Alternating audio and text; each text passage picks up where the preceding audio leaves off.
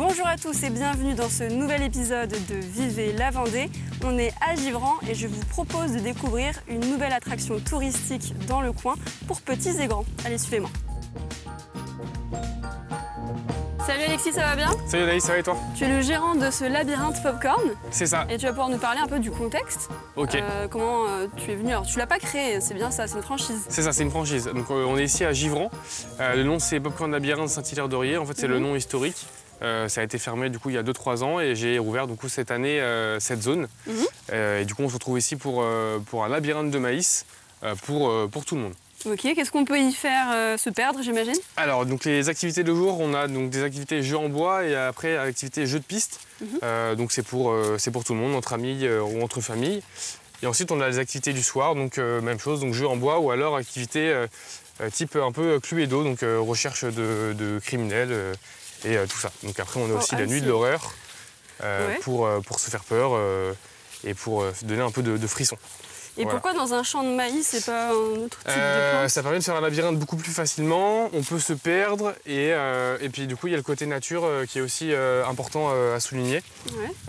Donc là on voit qu'il y a vraiment des passages qui sont faits pour le labyrinthe et on peut en fait les modifier chaque année, ce qui permet d'avoir des labyrinthes partout en France avec un parcours différent et des jeux différents. Ok, et comment ça s'organise, enfin, comment tu t'es préparé pour créer ce parcours? D'ailleurs, il fait combien d'hectares pour qu'on s'en rende compte de la grandeur, tu vois? Alors, le parc en lui-même fait 4 hectares. Nous, on utilise 3 hectares. Et tous les champs, en fait, tous les chemins du parcours, la totalité représente 5 km. Okay. Donc, ça fait un petit peu de surface. Ensuite, la préparation, on choisit du coup un terrain en fonction de l'emplacement, des campings, de tout ça. Et ensuite, on vient tracer le chemin et on vient donc dessiner les chemins à l'aide d'outils de jardinage. Et ensuite, on vient donc disposer nos panneaux, nos tables et tout ça. Et qu'est-ce qui plaît tant en fait aux petits, mais même aux adultes? Tu me disais que ça s'adresse à tout le monde. Ce qui plaît, c'est le côté recherche. En fait, on doit du coup rechercher une zone de jeu et ensuite en fait répondre à des énigmes comme ça ou alors faire des jeux en bois. Il y a un côté compétitif et parfois du coup entraide pour trouver les énigmes. En plein été, ça doit être compliqué là, avec la canicule. C'est adapté? Oui, c'est adapté. On a des zones d'ombre du coup aux zones d'accueil. On fait une pause au milieu de l'aventure pour que les gens prennent le temps de se reposer. Mais je confirme que la préparation a été très compliquée. Il a fait très chaud et puis là il manque un petit peu d'eau, donc le maïs va pousser petit à petit. Mais oui, ça a été un peu compliqué la chaleur cette année. Parce que donc, tu parles avec un agriculteur pour faire ce lieu touristique de chez lui, dans son champ, ou comment ça se passe? C'est ça exactement, en fait il nous met à disposition sa parcelle. Donc bien entendu on respecte les règles qu'il nous transmet, donc le respect du maïs par exemple, donc celui-là, donc ceux qui sont exploités par la suite.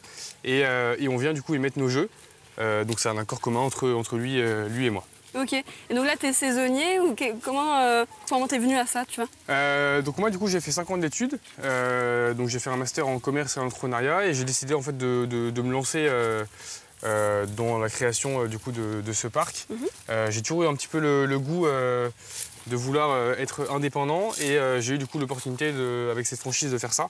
Ça me permettait d'être accompagné et en même temps de pouvoir ajouter ma touche en fait à certaines choses.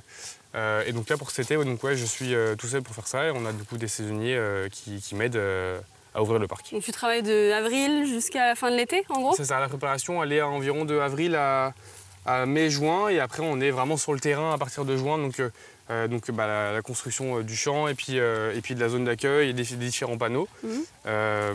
Après dans l'été le but c'est de donner envie aux gens de venir, donc ça passe par de la communication auprès des acteurs locaux, auprès des habitants. Et puis à la suite de ça, du coup, on vient démonter le champ et puis faire le bilan sur la saison. D'accord. Et toi, qu'est-ce qui te plaît le plus? Vu que tu as un profil un peu de commercial, c'est ça? C'est ça. C'est le côté relation avec les clients. Les gens sont comment ici? C'est ça. Moi, ce qui me plaît beaucoup, c'est que là, du coup, je suis passé par l'étape de montage qui était, comme je disais, un peu compliquée avec la chaleur.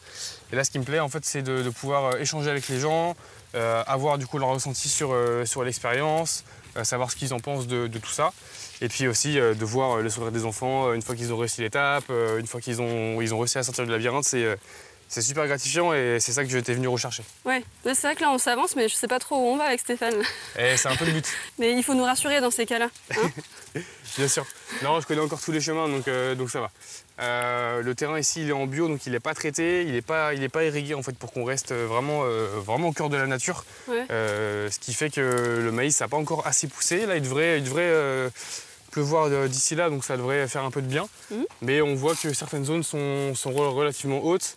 Et puis pour les enfants, en fait, eux, ils ne voient pas les zones. Donc, oui, c'est vrai, c'est pour les petits-enfants. Et puis malgré tout, là vous voyez qu'on voit certaines zones, mais je vous mets au défi de trouver le parcours, c'est pas simple. Et puis la nuit, vu qu'il y a des nocturnes, là c'est encore pire. Là. Alors c'est encore pire, ouais. On a fait notre première nocturne mardi. Ouais. Je connais du coup le parcours, mais même avec une lampe frontale, c'était super compliqué de trouver les chemins. Donc c'est aussi le but de rajouter un petit côté mystérieux à ce parcours. Et surtout s'il y a des figurants en plus qui viennent te faire peur. Alors déjà, tu es stressé de connaître ton chemin. C'est ça, ouais, ça c'est pour vraiment les soirées nuit d'horreur, c'est ponctuel dans l'été. Et donc là, ouais, c'est vraiment un parcours qui est différent. Et oui, en plus, les figurants seront cachés dans le maïs, ce qui rajoute du coup un côté frisson. En général, les gens savent qu'il y a ça, donc ça plaît. Et puis on verra cette année, la première, du coup, c'est le 26 juillet. Pour les enfants, du coup, au niveau de la zone d'accueil, on a tout ce qui est au niveau des panneaux pour informer au niveau du maïs, au niveau de l'agriculture. Ce lieu, du coup, les habitants parce qu'ici on est à Givran, connaissent très bien parce qu'ils passent souvent en vélo, il y a pas mal de pistes cyclables autour. Ouais. Donc les enfants de la commune connaissent les champs ici, ils savent tout ce qui est au niveau du respect de la nature, etc. On peut voir du coup les panneaux ici, je sais pas si tu peux filmer. Mais... Oui, on peut. Ouais, du coup les panneaux qui sont juste ici, on peut aller voir. Donc là c'est de la sensibilisation ou de l'information? Alors c'est de l'information du coup sur le maïs, sur l'agriculture en France. Donc on voit différentes informations sur les différentes plantes qui sont et sur les différentes agricultures en France. Donc on a donc là, le blé, le maïs. Et puis ensuite on est du coup en collaboration avec Passion Céréales qui nous met à disposition ces panneaux pour montrer à tout le monde du coup et puis aux enfants qu'est-ce qui se fait en France à ce niveau-là.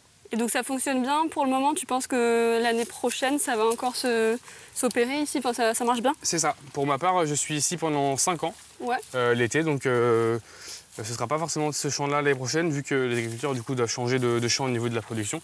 On sera du coup soit dans cette commune ou soit dans la zone de Saint-Gilles-Saint-Hilaire. Et oui, le but c'est que ça se passe bien et que ça continue les années après. Toujours dans un champ de maïs? Toujours dans un champ de maïs, ça ne bougera pas. Ça marche. Merci beaucoup Alexis. Merci. Et merci à vous de nous avoir suivis. On se retrouve dès demain pour un nouvel épisode de Vivez la Vendée.